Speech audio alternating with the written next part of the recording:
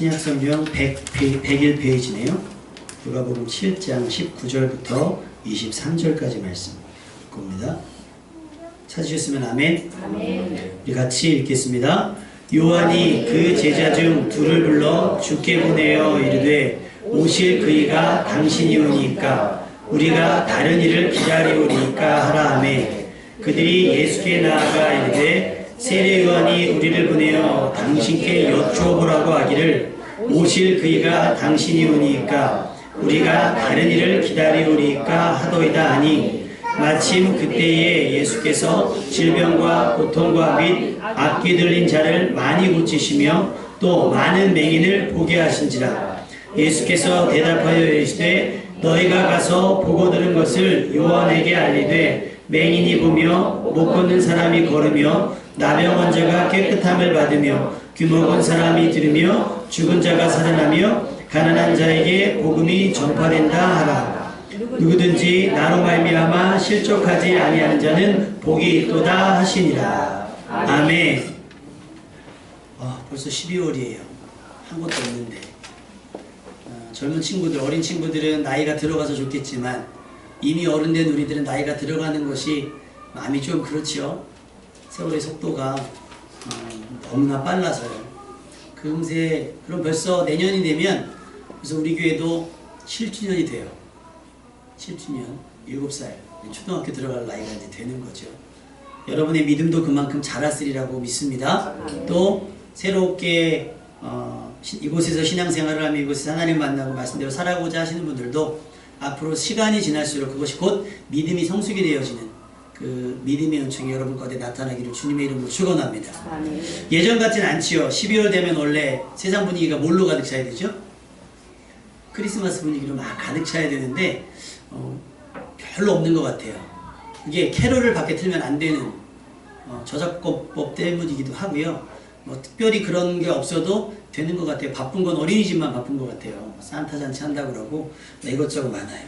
그럼에도 불구하고 12월이 되면 여기저기서 성탄 분위기가 나와요. 성탄 분위기가 나오고 여전히 성탄의 주인공은 산타 할아버지와 루돌프가 자리 잡고 있지요. 교회들마저도 세상이 주도하는 분위기를 이겨내지 못하고 조금씩 그들에게 자리를 사실은 양보하고 있는 실정이에요. 아마 의아해하실 거예요. 교회는 왜 트리 안 해요? 그죠? 우리 교회는 트리를 안 했죠. 왜 안 했을까요? 담임 목사의 굉장한 목회 철학이 있거나 어떤 담임 목사의 신념 때문이 아니라 작년에 했던 트리를 버렸어요. 작년에 이게 오래돼가지고 다 꺾여가지고 그걸 버리고 새로 사야지 하다가 어디서 추첨을 해갖고 트리를 준다고 해서 제가 신청을 했거든요. 그래서 사지 말라 그랬어요. 할렐루야. 안 됐어요. 그래서 괜히 사지 말라 그랬다 해갖고 살까 말까 고민 중이에요. 그래서 집에 여유 있으신 분들 와서 갖다 놓어도 되는데 장식품에 루돌프하고 산타는 안 됩니다. 지금 할까 말까 하는데 저희 교회는 워낙 이 크리스마스 트리에 익숙하지가 않다 보니까 해도 그만 안 해도 그만이 됐죠. 이제는 그렇게 됐어요. 세상에도 많은데 굳이 교회에 트리까지 세워놓을 필요는 없고 교회는 십자가만 세워주면 됩니다. 아멘? 그리고 해놨잖아요. 제가 이렇게 예수님 해놨으니까 왜 교회는 트리가 없지? 그래서 괜히 밖에 나가가지고 우리 교회 목사님 이상하다고 우리 교회 이상하고 크리스마스 트리 없다고 그러지 말고 우리 교회는 트리 대신 십자가 세웠다고. 아멘? 연습합시다. 옆사람에게. 우리 교회는 트리 대신 십자가예요. 시작. 그래도 12월인데 좀 저기 하다 그러면 알아서 갖다 놓으세요. 난 안 할 거니까. 1+1으로 하셔서 세워놓으시던지 여기다 막 이렇게 장식을 하시던지 막 하는데 저는 그거는 터치를 안 하겠습니다. 단 산타와 루돌프는 아니되옵니다. 교회마저도 거기에 휘둘리면 안 될 것 같아서 제가 성탄절만 되면 그런 얘기를 해요. 성탄의 주인공은 누구예요? 맞습니까? 확실해요? 성탄의 주인공은 누구예요? 근데 왜 우리가 들떠요? 예슬이 생일이 어제였나요? 언제예요? 화요일이 지났어요? 아직이에요? 예슬이 생일이 화요일이래요. 다현이 하연이가 신났어요. 지 생일도 아닌데 막 신났어요. 궁금해요. 왜 신나는 건지. 지 생일도 아닌데 왜 신나는 건지 모르겠어요. 하여튼 누구 생일이라 그러면 그냥 신나요. 애들은 그렇죠. 어른 된 여러분들은 어떻습니까? 예전 같지 않아서 뭐 경기가 안 좋으니까 여러 가지가 있을 거예요. 그런데 우린 다른 거 다 제쳐놓고요. 아, 성탄, 예수님이 우리 가운데 오셨구나. 할렐루야. 아멘. 그 사실 하나만으로 여러분 안에는 기쁨이 충만해야 될 줄로 믿습니다. 아멘. 그럼 누구를 기다려야 될까요? 11월 한 달을 누구를 기다리며 시간을 보내야 될까요? 여러분은 그분을 알아볼 수나 있을까요? 동방박사들이 예수님을 어떻게 알아봤어요? 별 때문에 알아봤잖아요. 별이 이렇게 가서. 근데 어디로 갔어요? 내비게이션이 중간에 잘못돼가지고 헤로드에게 갔잖아요. 그래서 유대인의 왕으로 나신 이가 어디 있습니까? 그랬다가 아주 큰일 날 뻔했잖아요. 오히려 예수님을 그들에게 내어줄 뻔하기도 했어요. 목동들은 어떻게 예수님 태어난 걸 알았을까요? 주의 사자가 나타나서 가르쳐 주었습니다. 그럼 여러분은 어떻게 예수님이 우리 가운데 오셨다는 것을 알고 계시는 거예요? 어떻게? 문자 왔나요? 카카오톡 왔어요? 아침에? 어떻게 알게 됐어요? 하나님의 말씀이 기록되었기 때문입니다. 아멘? 그리고 그것이 역사적 사실이기 때문에 그래요. 유대인의 왕으로 오셨으나 정작 예수님의 탄생은 매우 은밀했습니다. 동방박사나 목자들 몇몇에게만 오픈이 되었지 철저히 감춰져 있어요. 근데 사실은 감춰진 것도 아니에요. 헤로드 왕이 뭘 보고 알죠? 기록된 말씀을 통해서 베들레헴에서 유대인의 왕으로 나시리가 있다는 것을 말씀에 기록되고 알아내요. 그러니까 몰랐던 게 아니에요. 알고 싶어 하지 않았던 거고 관심이 없었던 거예요. 성탄도 마찬가지입니다. 교회가 떠들어서가 안 떠들어서가 아니라 교회는 떠드는데 갇혔기 때문에 그런 거죠. 세상 사람들은 관심이 없어요. 연인들도 관심이 없죠. 연인들끼리 자기들끼리 선물 교환하면 되잖아요.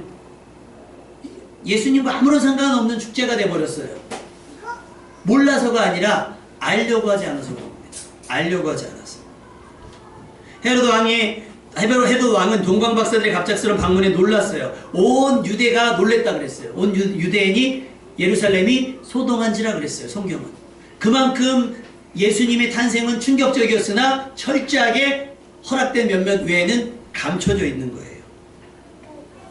예수님의 탄생은 그래서 처음부터 고요하고 거룩했습니다. 그래서 우리가 맨날 뭘 불러요? 고요한 밤. 이상해요. 이거를 12월 25일에 되면 이 찬양 꼭 부르는데 시간대가 언제예요? 밤인데 11시에 오전 11시에 고요한 밤 하니까 안 되는 거예요. 이게 애매한 거예요. 우리는 그런 날을 그렇게 생각하고 있어요.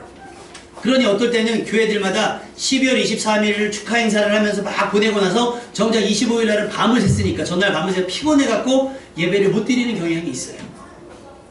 나 좋자고 나 즐기자고 성탄이 있는 것이 아닐 것인데 우리는 어쩜 성탄에 대한 이해가 조금은 잘못되어 있는지도 모르겠습니다. 어쩌면 우리도 성탄을 시끌벅적하게 지내는 것보다 은밀하고 조용하게 고요하고 거룩하게 보내는 것이 맞을 수도 있어요.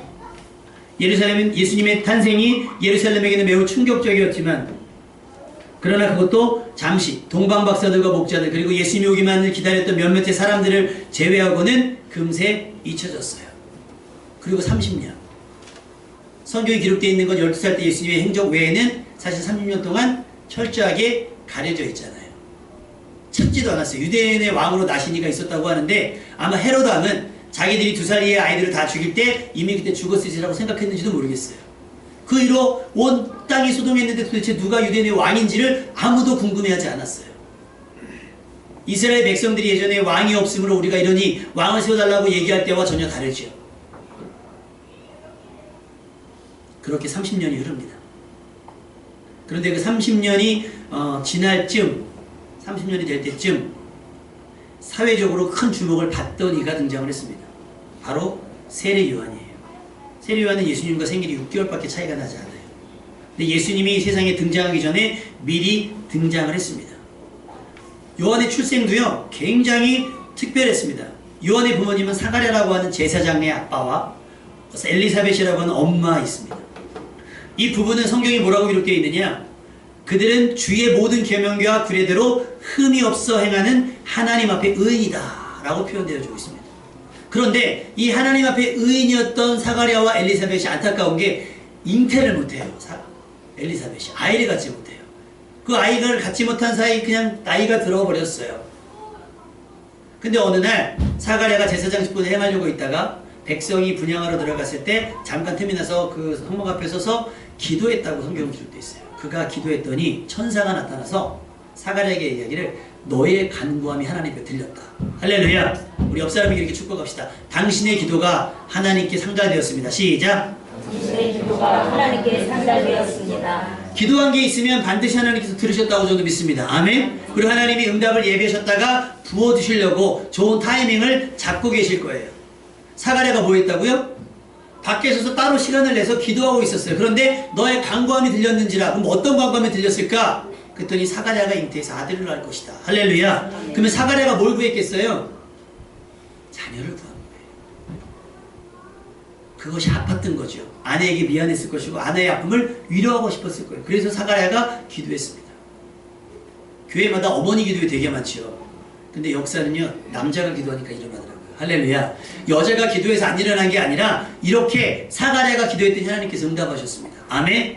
남편 된 자들 기도하시기 바랍니다. 아멘. 아내의 덕으로 살지 마시고 가장의 기도의 덕으로 가정이 은혜롭게 유지될 수 있기를 주님의 이름으로 축원합니다. 그러면 아버지가 기도하면 아내도 기도하고 아내가 기도하면 자식들도 기도하게 되는 거예요.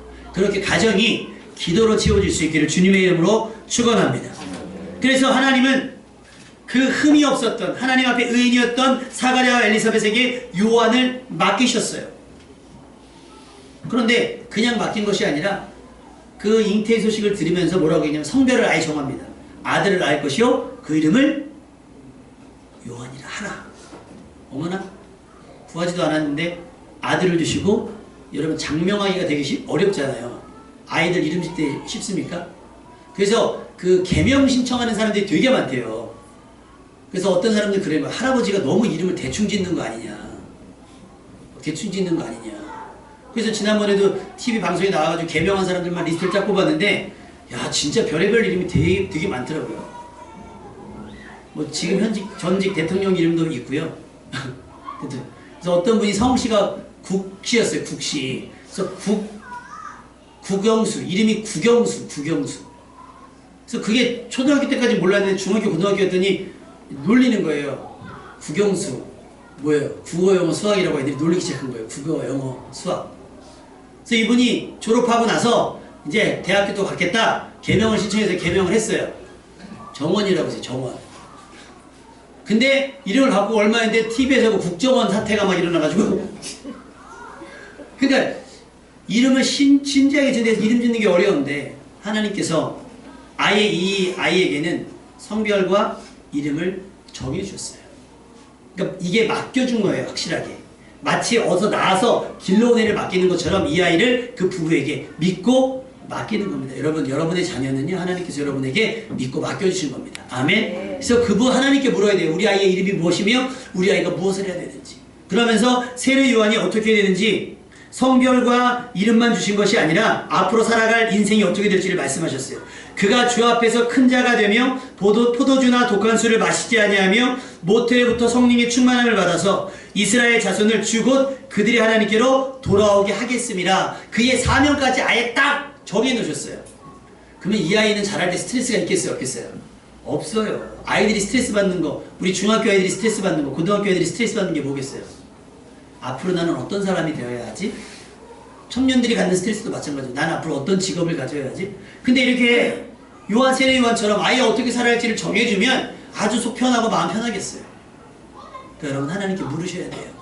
우리 아이가 어떤 사람이 되어야 되는지, 우리 아이가 어떤 모습으로 살아가야 되는지를 하나님께 물으시길 바랍니다. 아멘. 그리고 여러분도 늦지 않았어요. 여러분도 나도 하나님 노년에 무엇을 해야 되는지, 지금 내가 어떤 모습으로 살아가야 되는지, 그때 몰랐던 나의 사명을 발견할 수 있도록 도와주옵소서라고 기도할 수 있는 여러분 되시기를 주님의 이름으로 축원합니다.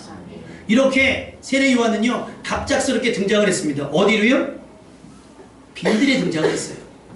그러면서 외모도 마치 선지자처럼 그렇게 입었어요.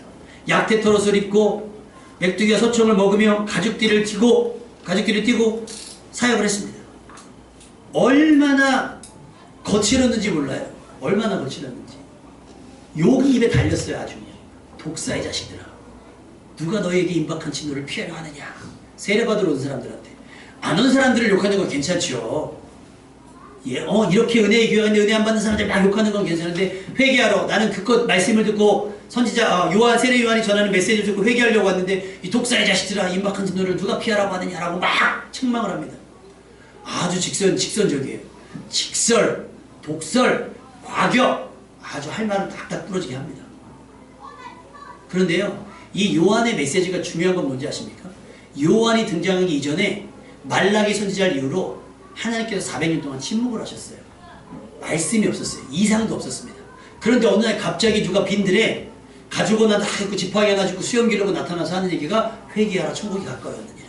근데 그것이 임의대로 세례 요한이 이야기한 것이 아니라 누가복음 3장 2절에 보면 하나님의 말씀이 빈들에서 사가랴의 아들 요한에게 임한지라. 할렐루야. 하나님의 말씀이 임했고 하나님은 세례 요한을 통해서 세상에게 말씀하시기 시작한 겁니다.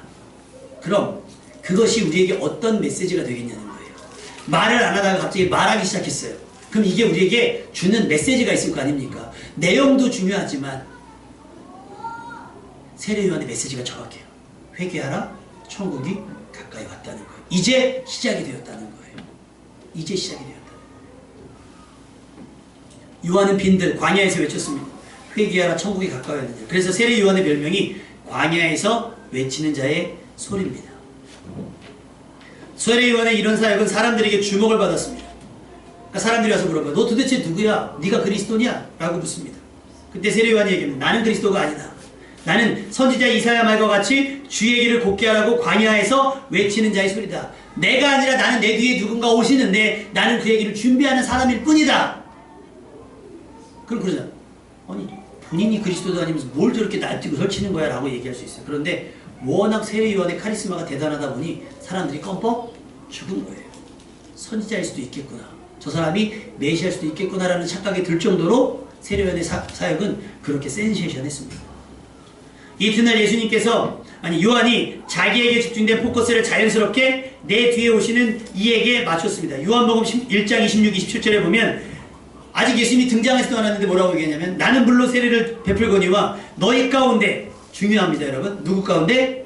너희 가운데 너희가 알지 못하는 한 사람이 이미 섰다는 거예요. 너희 안에 누군가 있는데 이가 내 뒤에 오시는 이다. 그런데 나는 그의 신발끈을 풀기도 감당하지 못하겠노라. 너희가 나를 보면 대단하다고 생각하지만 나는 아무것도 아니다. 내 뒤에 오신 이가 있는데 나는 그의 신발끈을 풀기도 버겁다. 감히 감당할 수가 없다라고 얘기합니다. 이튿날 예수님께서 세례 요한에게 세례를 받으러 와요. 그때 세례 요한이 예수님을 보고 한 번에 알아봅니다. 보라, 세상 죄를 지고 가는 어린 양이라. 알아봤어요. 그런데 어떻게 알아봤는 줄 아세요? 여기 이름표 써가지고 예수님 이한 게 아니에요. 저희가 내년 초에 되면 총회를 합니다. 지방에 총회를 하는데 그때 되면 뭐 여전도회, 남전도회 분들이 다 오시다 보니까 표식을 해요. 여기다 목사님, 여기다 이기삼 목사, 물랜동산교회 이렇게 써서 갑니다. 저도 명찰을 달아요. 그럼 이제 가면 시골에 있는 권사님들도 이렇게 여전도회 회원이기 때문에 오시거든요. 그럼 여기 분명히 써있거든요. 이기삼 목사 써있어요. 이기삼 목사. 그 회의 다 진행하고 나서 제가 기도도 다 했거든요. 그러면 사회 보시는 목사님이 우리 이기삼 목사님께서 기도해서 기도 다 했어요. 다 끝나고 나면 사회 보는 목사님이 나가시잖아요. 그러면 권사님이 할머니 권사님 저한테 오셔서 전도사님 분명히 내가 여기 목사라고 써있다 그랬잖아요. 이렇게 있는데도 전사님 목사님 어디 가셨어요? 그럼 그렇게 하잖아요. 그럼 제가요 보세요 권사님 왜 안 보이세요? 내가 목사인데 이럴 수가 없잖아요. 제가 학생부를 담당할 때 평신도 청년으로서 평신도 사역자로서 학생들을 할 때 연합 학생 촉천자치를 한 적이 있었어요. 그때가 20살 중후반 때 한 26, 7쯤 됐을 거예요. 그때 이렇게 학생 준비 연합 초청잔치를 하고 있었는데 다 이제 애들 데리고 친구들 데리러 갔죠. 그래서 미리 예배를 설교를 해야 되니까 준비하고 있는데 모르는 애가 왔어요. 터벅터벅 오더니 저한테 오더니 야 근데 여기 선생님은 어디 계시냐? 학생이 나한테요 저한테요 야 여기 선생님은 어디 계시냐? 그럼 여러분 같으면 어떻게 했어요? 야이씨 안 보여? 이럴 수가 없는 게 오시겠지요. 오실 겁니다. 그리고 설교하러 제가 나갔어요. 그리고 다음 주도 교회 안 나오더라고요. 민망했겠죠. 민망했겠어요. 너희 안에 있는데 못 알아본다는 거예요. 너희 안에 있는데. 예수님이 딱 떨어져서 특별하게 우리가 다른 형상을 가지고 오신 것이 아니라 인간의 형체로 오셨음에도 불구하고 우리는 알아볼 수 없도록 아직은 감추신 겁니다. 그런데 누구는요? 세례 요한은 알아봤어요. 어떻게 알아봤느냐? 성령이 그 위에 임재하셨어요. 그래서 알게 하셨습니다. 할렐루야. 하나님께서 여러분의 눈을 열어 그리스도를 알아보게 하시는 지식의 은사가 임하기를 주님의 이름으로 축원합니다. 여러분 안에 계시대요. 하나님 우리와 함께 계십니다. 아멘. 그걸 발견하셔야 돼요. 그걸 발견하셔야 됩니다. 백성들은 모르니까 누구에게만 주목해요? 요한에게만 주목해요. 그러니까 요한이 나는 아니다. 내 뒤에 오시는 이다. 그랬어요. 그리고 예수님께서 그에게 오셔서 그에게 세례 받고 어떻게 내가 당신에게 세례를 베풉니까? 하던 거 해라. 하나님의 뜻이다. 그래서 세례요한이 세례를 베풀어요. 그리고 나서는 세례요한이 아까 그랬잖아요. 과격하다고 그랬잖아요. 헤롯 왕이 잘못을 요한이 조목조목 지목을 합니다. 그러니까 왕 입장에서 불쾌할 거 아니에요. 그래서 세례요한을 죽이려고 이렇게 가둬요. 그래서 이 이후로 세례요한이 사라집니다. 그리고 오늘 본문에 얘기가 나오는 거예요. 이 시간이 흐릅니다. 그리고 자 세례요한이 제자들을 예수님께 보내요. 왜? 세례요한이 움츠려드니까 예수님이 공생애로 딱 등장을 하셨거든요. 그 세례 이후로 등장을 하셨어요. 그리고 나서 세례요한은 없어졌어요. 그런데 오늘 갑자기 누가복음 7장에 보면 세례요한이 제자들이 있었어요. 그 제자들을 예수님께 보냅니다. 그리고서 이런 질문을 하는 거예요. 우리 같이 한번 질문해 볼까요? 19절 말씀 다 같이 읽어보겠습니다. 누가복음 7장 19절 말씀 시작. 요한이 그 제자 중 둘을 불러 주께 보내어 이르되 오실 그이가 당신이오니까 우리가 다른 일을 기다리리라 하니라. 요한이 궁금한 거예요. 내가 보았던 그분이 정말 그리스도가 맞는가? 우리가 기다려야 하는 구원의 끝판왕 예수님이 맞는가? 그리스도가 맞는가? 메시아가 맞는가? 그게 궁금한 거예요. 근데 옥에 있으니 못 알아보잖아요. 제자들을 보낸 거예요. 오실 그이가 당신이 맞습니까? 내가 당신의 길을 준비한 게 맞습니까? 내 뒤에 오신 분이 당신이 맞습니까? 라고 묻습니다. 요한은 알고 있었어요. 성령 부어주심을 통해서 아까 알았다 그랬잖아요. 보라 세상 죄를 지고 간 어린 양이라고 알아봤잖아요. 그런데 왜 또 물어봤을까요? 왜 재차 확인을 했을까요? 재차. 아마도 요한은 자신의 사역이 이제 역할이 끝났다고 생각을 한 것 같아요. 왜? 역할이 어디까지예요? 주의 길을 예비하는 것까지예요. 다현이가 올해 졸업을 하거든요. 내년에. 근데 소문이 그렇게 났대요. 레드 카펫을 깔아준다 했대요. 한 사람씩 한 사람씩 그러니까 애들은 싫은데 선생님들이 또 그 짓을 하는 거예요. 주목을 받잖아요. 막 연예인들 오듯이 카페트를 쫙 깔아놓고 얼마나 하겠어요. 참 골치 아프죠. 애들도 피곤합니다. 어른들이 그렇게 뭘 만들어 놓으면. 그런데다가 여론조사를 했대요. 상을 반에서 받을래? 교장선생님한테 받을래? 또 교장선생님한테 받겠대요. 물어봤어요. 야 니네 몇 반이냐? 4반이래요. 몇 명씩이냐? 최소 25명이 30명 120명을 한 명씩 상 주면 2분씩만 잡아도 상만 2시간 받는 거예요. 아우 그래서 좀 졸업식을 가지 말까? 이런 생각이 들 정도로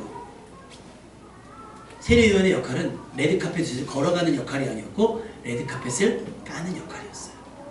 본인은 다 깔았다고 생각을 했는데 지금 내 뒤를 걸어오신 이가 당신이 맞는지를 확인하고 싶은 거예요. 그래야 홀가분하게 마지막을 맞이할 수가 있겠죠.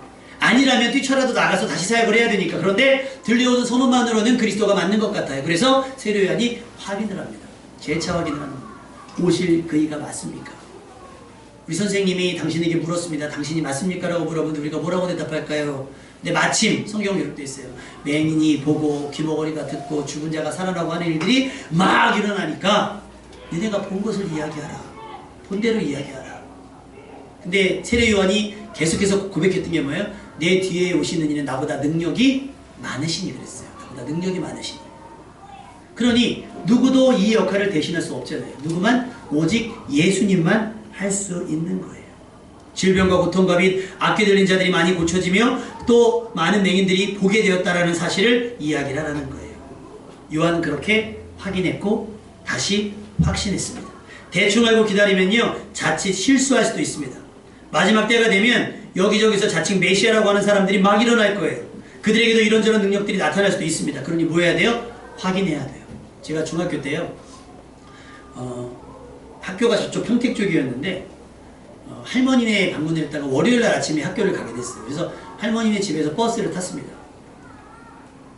그래서 버스를 타고 갔는데 얘가 이렇게 그 남촌다리를 지나가지고 터미널 쪽으로 와야 제가 버스를 갈았다고 평택으로 가는데 이렇게 오더니 얘가 좌회전을 이렇게 하더니 옛날에 있는 오산여중 있죠. 저쪽 끝에 지금 매울 중학교 있는 저쪽 안쪽으로 들어가는 거예요. 학교 어디로 가는 거지? 나는 지금 학교로 가야 되는데 나는 왜 여중으로 가고 있지? 봤더니 다 누나들인 거죠. 나만 이제 중학교 1학년. 버스는 교복 입은 누나들만 받으신 거예요. 되게 이상하잖아요, 느낌이. 분명히 오산터미널을 간다고 했는데 그래서 이상한데 여중으로 다 가는데 사람들이 거기서 다 내리는 거예요. 이상한데? 이거 아닌가? 내렸어요. 근데 차가 유턴을 해서 가요. 알고 봤더니 그게 터미널을 가요. 나는 내렸어요. 버스가 없잖아요. 거기서 터미널까지 가서 학교를 지각을 했죠. 여러분, 확인을 하면요 마음이 편해져요. 확인을 못하면요 불안합니다. 그래서 어르신들 버스 탈 때나 아이들 버스 탈 때 뭐라 하죠? 아저씨한테 물어보고 다 그러잖아요. 아저씨 이거 어디 가요? 이거 어디 갑니까? 기사님 이거 어디 갑니까? 물어보고 타잖아요. 확인인 거예요. 확인. 내가 버스 번호를 봤지만 뭐 하는 거예요? 확인하는 거예요. 확신하기 위해서. 이게 거기 가는 게 맞구나. 세례요한이 그거 한 겁니다. 의심한 것이 아니라 확신하기 위해서 재차 확인을 한 겁니다. 여러분에게도 이런 확인 절차가 있어야 됩니다. 아이들이만 집에 놓고 왔다가요 항상 무슨 당부를 합니까? 절대 모르는 사람 문 열어주지 마 얘기하죠. 문 열어주지 마. 근데 늑대와 아기 염소인가요? 보면은 아기 염소들이 늑대한테 문 열어주잖아요. 그거 어떻게 돼요? 다 먹혀요? 다 먹혀요. 아무하고나 손 잡는 거 아니고요. 아무에게나 손 내미는 것도 아니고 아무에게나 마음문을 열어주는 것도 아니에요. 띵동 띵동 하면 누구세요? 라고 물어봐야 돼요. 누구세요? 여러분 전화하면 뭐라고 대답하죠? 제가 여러분에게 전화하면 뭐라고 하세요? 안녕하세요 하잖아요. 안녕하세요가 무슨 뜻이겠어요? 여보세요. 여보세요가 무슨 뜻이에요? 안녕하세요. 여보세요가 무슨 뜻이겠어요? 요즘에는 그 핸드폰에 어플이 있어서 발신자가 누군지 표시가 되잖아요. 그래서 모르는 번호는 안 받게 되죠. 모르는 번호는 안 받게 돼요. 걸릴 수가 있는데 예전에는 그런 게 없었으니까 전화하면 다 받아요. 막 한참 얘기하다 보면 아닌 거예요. 그래서 저희 교회 전화번호하고 저기 어떤 아파트 관리사무소 전화번호가 비슷한가 봐요. 맨날 예 안녕하세요 사장님. 이렇게 내가 사장님 아닌데 막 이게 저희 오늘 뭐 들어가도 됩니까? 이렇게 내가 죄송한데 어디다 전화하셨어요? 관리사무소 아닙니까? 여긴 교회입니다. 전화 끊어요. 전화 끊어요. 이런 일이 있습니다. 이런 일들이. 한 번은 저희 하연이 전화번호로 전화가 왔어요. 모르는 전화번호. 그래서 하도 그 번호로 오길래 안사람한테 받으라 그럴 때 안사람이 받았어요. 그래서 친절하게 설명을 했어요. 친절하게 설명을 했는데 설명을 다 했는데 전화를 안 끊더라고요. 안사람이. 그랬더니 예를 드니까 그거예요. 누구 전화 아닙니까? 예, 아닌데 아마 전화번호가 바뀌신 것 같아요. 그러니까 보니까 전화하신 분이 어르신인 거예요. 막 이제 한참 설명을 했는데 안사람이 갑자기 느닷없이 저 결혼했어요. 이 얘기가 나오길래 내가 뭐지? 전화가 내용이 이게 뭐지? 난 이상한 전화인 줄 알아서 이상한 전화인 것 같아가지고 막 나중에 전화 끊고 물어봤더니 이분이 이제 그 전화번호를 전화를 했는데 자세하게 이렇게 여자분이 자세히 설명을 하니까 자기가 부동산을 하면서 중매를 같이 선다는 거예요. 중매를 같이 쓰는데 사람이 참 목소리도 곱고 아주 친절해가지고 내가 사람을 좀 소개시켜 주겠노라고 정말 앞에 있어서 멱살 잡을 뻔했어요. 남녀노사 이거를 막 응론하고 누군지도 모르잖아요. 알면 안 받았겠죠. 근데 기왕 받았으니까 친절하게 해서 이제 끄는 건데 우리가 누군지 확인해야 될 작업이 필요합니다. 이 날이 무슨 날인지 지금 일어나는 모든 일들이 누가 주관하시는 것인지 여러분이 확인하며 세상을 살아갈 필요가 있다는 얘기예요. 당신이 맞습니까? 그럼 올인하는 거예요. 내가 확인하고 확신하면서 거기에 올인하시면 돼요. 근데 내가 확인도 안 하고 제가 가니까 나도 가고 얘가 아니라니까 나도 안 하고. 여러분 사람의 결정은요 실수할 수 있습니다. 그런 여러분 스스로가 판단을 하셔야 되는 거예요. 누구세요라고 물으셔야 됩니다. 누구세요라고 물으셔야 돼요. 여러분 은행에 가서 돈을 찾으려면 본인 확인하잖아요. 여권 만들 때도 뭐하고 뭐 할 때도 다 본인 인증을 해요. 본인 인증이라는 걸 해요. 왜 그러겠어요? 병원 갔더니요 가서 처음에 접수할 때 본인 확인해요. 병원 의사 문 앞에서 확인해요. 나와서 재접수할 때 해요. 약터를 가면 또 확인을 해요. 왜 그러겠어요? 바뀔 수가 있으니까요. 바뀔 수가 있으니까 자꾸 확인을 하는 거예요. 여러분 확인하셔야 돼요.